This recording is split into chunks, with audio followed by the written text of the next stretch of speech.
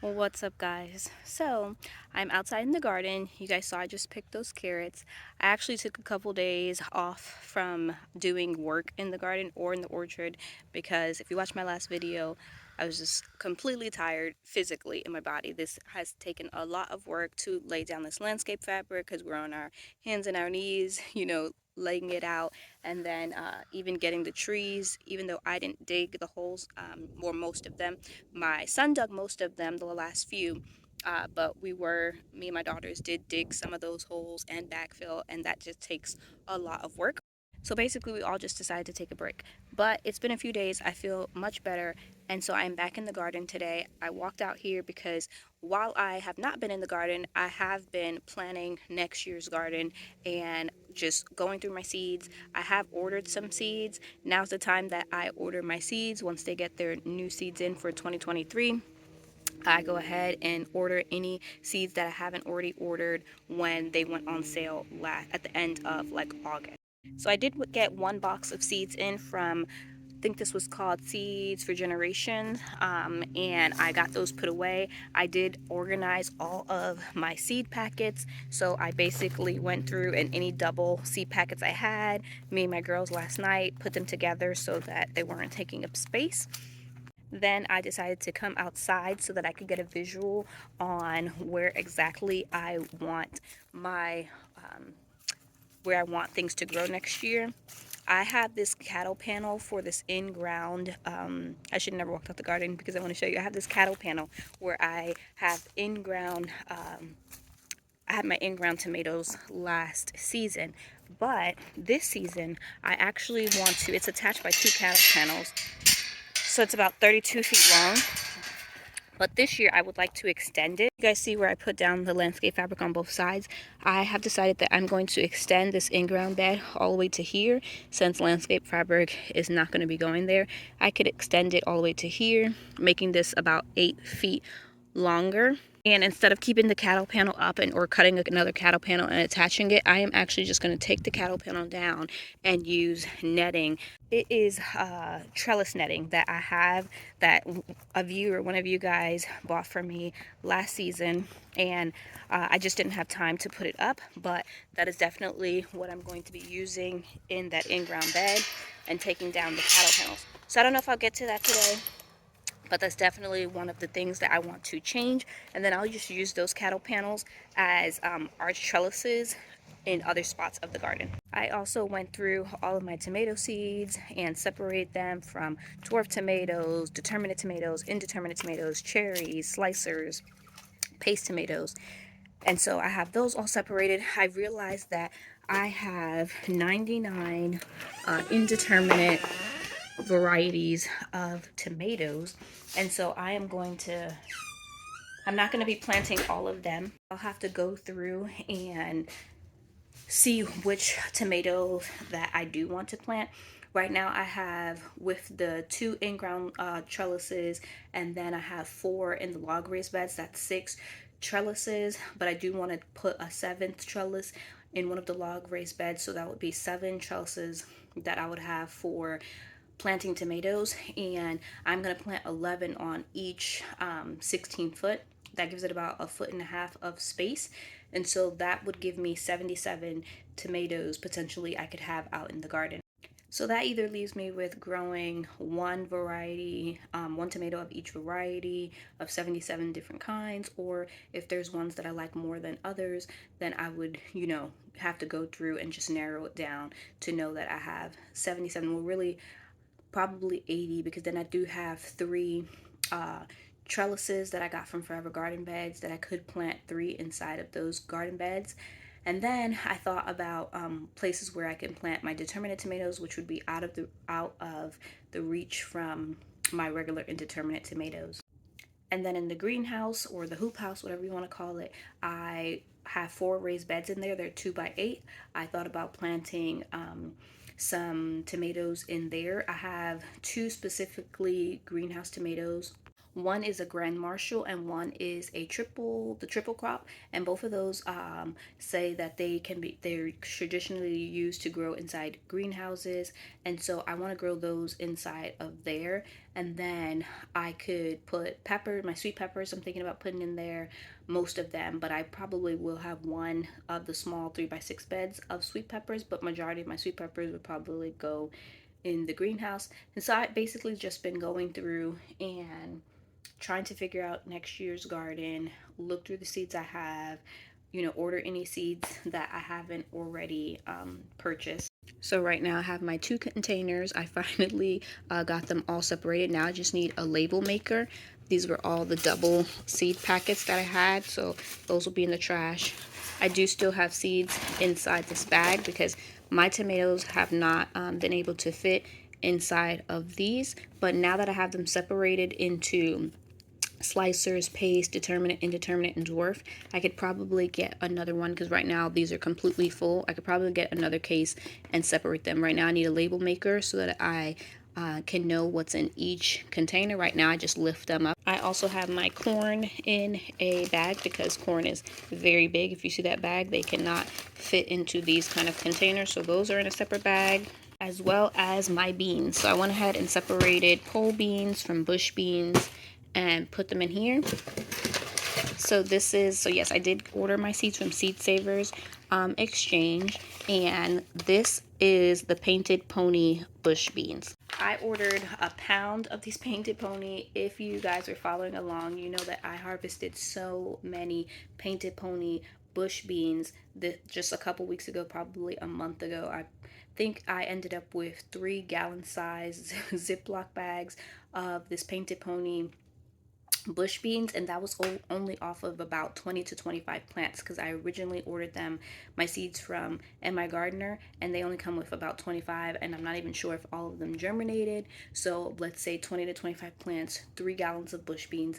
These produce so well for me, and my gardener seeds are $2 a pack, and I definitely wanted enough to fill up 2 3x6 raised beds, and I wanted them for a decent price instead of buying small packs. And so I found that they sold these in bulk, and so I will not have to order these for definitely more than 2 years, and then I could also save my own seeds if I wanted to. And so I'm really excited to have this. I definitely ordered this first thing as soon as I saw that it was in stock and it was time to get 2023 seeds.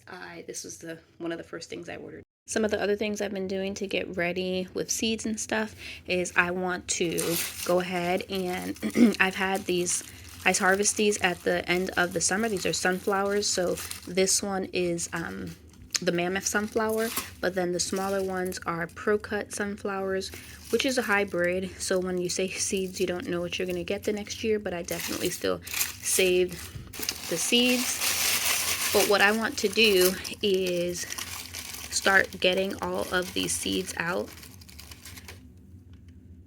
So I went ahead and got a container. I'm just going to take off of the remaining dried flour, and then I can start popping these seeds out.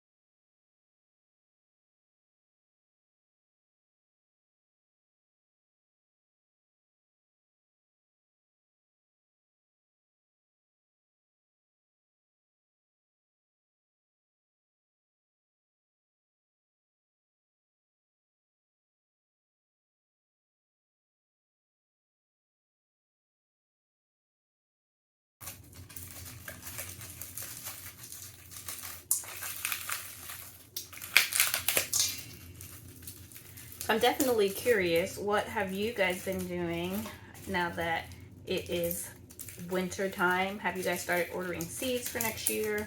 Are you guys planting or planning your planting for next year? Or are you just taking a full break? If you are, when do you start planting and preparing for next year's garden? I know last year, as soon as January 1st hit, Dollar Tree already had their seeds. And so it seems like in less than a month, all of the holiday decor will be out of the stores and they'll start promoting springtime again. If you haven't gotten Dollar Tree seeds before, they do have, they are, I don't know how much they'll be this year, but usually they're for $1, and they do have heirloom varieties in there. You don't get like a bunch of seeds, but if you're just looking to grow like a basic garden, or looking for, you know, basic seed packets like, you know, Roma tomato or Homestead tomato, or spicy pepper like jalapeno pepper, you know, California Wonder bell pepper.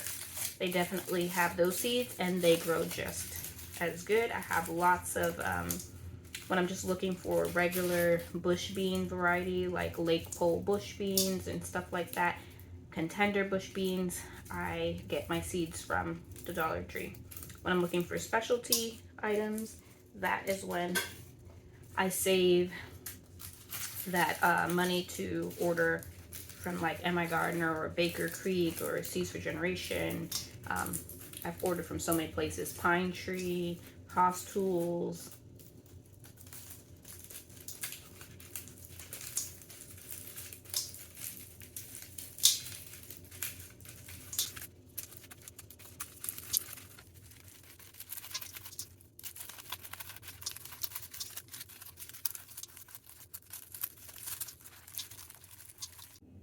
So this is what I got off of one of those heads of mammoth sunflowers. I still have lots more here, 2, 4, 6, 7 of them left. But I thought it would be fun to walk outside and give some of these to our goats or chickens and see what they think. I definitely don't need all of these seeds, and to be honest, I in the past have roasted sunflower seeds from Mammoth Sunflower and then just ate them as regular sunflower seeds, but these have been sitting, and so I'm pretty sure the only thing that you can do with them is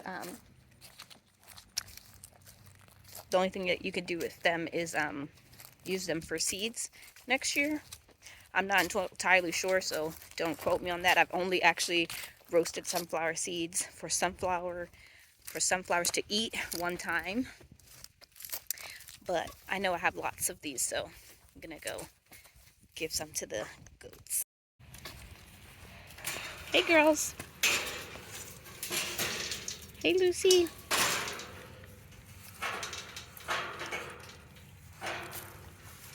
What you think about that?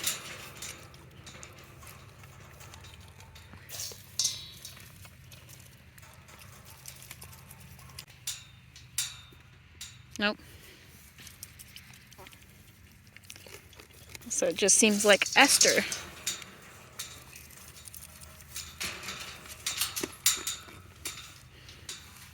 Nope. You're not gonna let Delilah get any?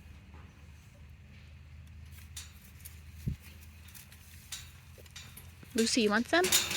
Nope.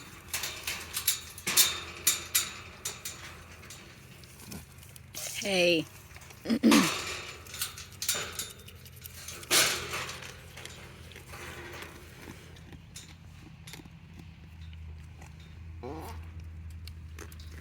So it seems like only Esther wanted the sunflower seeds. I'm gonna walk over to the chickens. I wonder if the ducks will eat some. The ducks always run when we come close to them, but chickens run towards us. So we'll try chickens and we'll try I thought something was running. I thought something was running behind me. That would have been funny. So chickens have already begun running this way.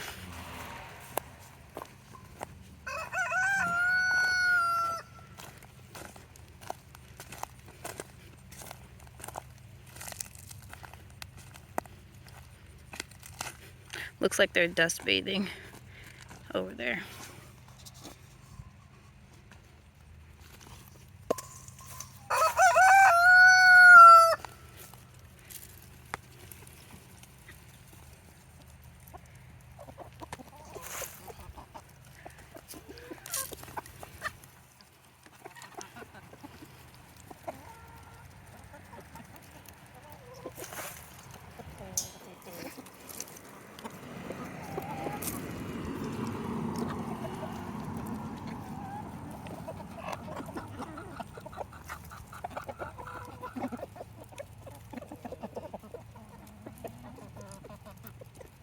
Hey, Winona.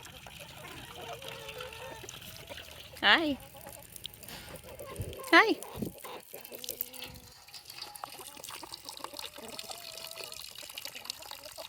So I had to come inside real fast. I forgot that I was supposed to put this chicken in the oven so it could start cooking, so we could have dinner. This chicken I got from Butcher Box. If you're interested, you can use my link below. Get $30 off your first order. I also have just some chicken that I got on 50% off at Aldi and I froze. We did butcher some of our own chicken this past year, or this past spring I should say, but not enough for like the whole year or anything like that. I mostly just use Butcher Box to order beef because we aren't raising our own beef, but sometimes I get chicken if they're on sale. I blended this mixture up. It's artichokes and olives the other day, I think yesterday, and I'm going to put this all over the chicken. We're probably gonna have this with rice.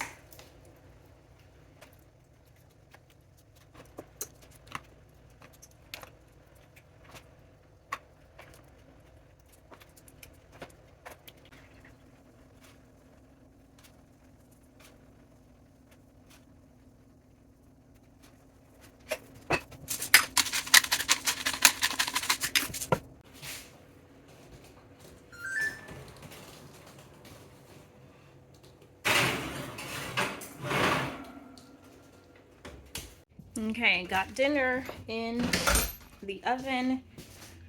I'm going to head back outside. I have my mallet. It is time to start or finish laying down this landscape fabric. After I finish this row that I never finished, I have one more 3-foot row. Would be this side right here, and then the last side over there I needed to order a wider size landscape fabric because towards the front it's probably about 5 feet wide, and so I ordered a 5 feet landscape fabric, and then when it gets down here it's about 3 feet wide, but I don't know if you can tell, it definitely widens down there, and so it starts at 5 feet and then it comes down probably to about 4, and then it ends at 3 feet. So for that I'll probably just use the 5 foot all the way down and fold it. I'm not really sure.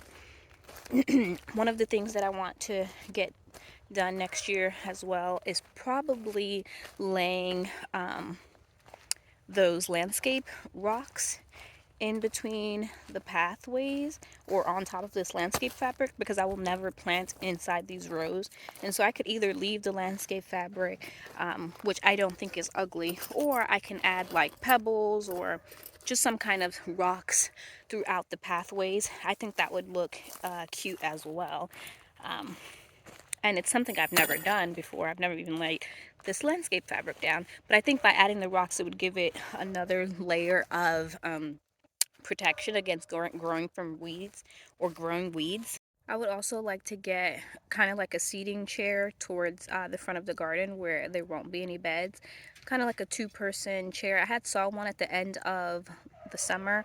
It was a Pioneer Woman metal chair. I think it was turquoise, and it had two chairs, something like that, and then maybe even a gazebo, or build something to have shade at the back, because that was one of the things. I know you guys heard me talk about this.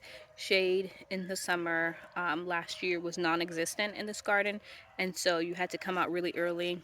I've shared before, I'm not a super early morning person.